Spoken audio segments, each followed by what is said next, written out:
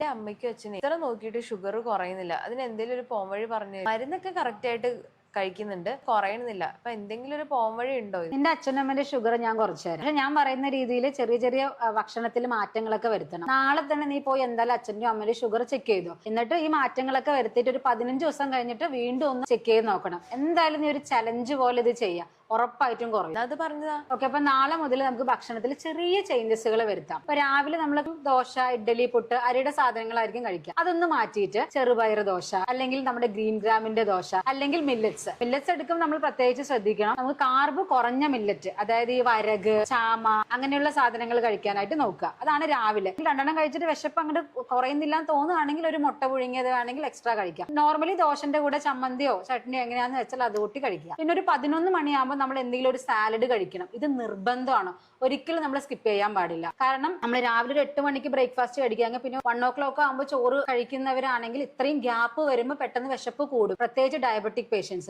നിറയെ ചോറ് കഴിക്കാനായിട്ട് തുടങ്ങും. അപ്പൊ അതുകൊണ്ട് തന്നെ ഒരു 11 മണിയാകുമ്പോൾ നമ്മൾ ഒരു സാലഡ് പോലെ, അതിൽ നമുക്ക് ഫ്രൂട്ട്സ് മിക്സ് ചെയ്യാം. അതുപോലെ തന്നെ നമ്മുടെ കക്കിരി, ക്യാരറ്റ്, ഇങ്ങനെയുള്ള സാധനങ്ങൾ, ആപ്പിള്, പപ്പായ, അങ്ങനെയുള്ള സാധനങ്ങൾ മിക്സ് ചെയ്തിട്ട് നമുക്കൊരു സാലഡ് രൂപത്തിൽ എടുക്കാം. അല്ലെങ്കിൽ സൂപ്പ് കഴിച്ചാലും മതി. ഒരു 1-1.5 ആകുമ്പോൾ നോർമലി ചോറ് കഴിക്കുക. അരി, തവിടുള്ള അരി കഴിക്കുക. അതും ഒരുപാട് ക്വാണ്ടിറ്റി കഴിക്കരുത്. ഒരു 100 grams കഴിക്കുക. ഏകദേശം ഒരു 4 ടേബിൾ സ്പൂൺ.